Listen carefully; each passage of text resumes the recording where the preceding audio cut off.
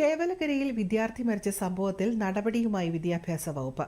സംഭവത്തെ ഗൌരവമായി കാണുന്നതായും ഉദ്യോഗസ്ഥ തലത്തിൽ ഗുരുതര വീഴ്ചയുണ്ടായതായും മന്ത്രി വി ശിവൻകുട്ടി തിരുവനന്തപുരത്ത് വാർത്താസമ്മേളനത്തിൽ പറഞ്ഞു.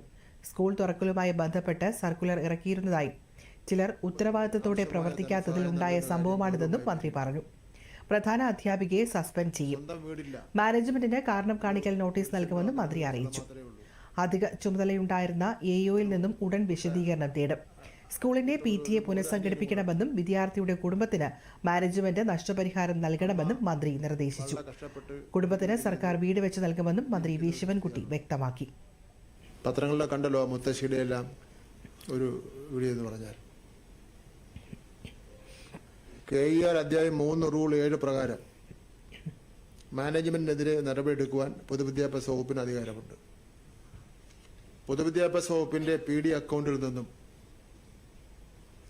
മിഥുന്റെ കുടുംബത്തിന് അടിയന്തര സഹായമെന്ന നിലയിൽ 3 ലക്ഷം രൂപ നൽകും. തദ്ദേശ സ്വയംഭരണ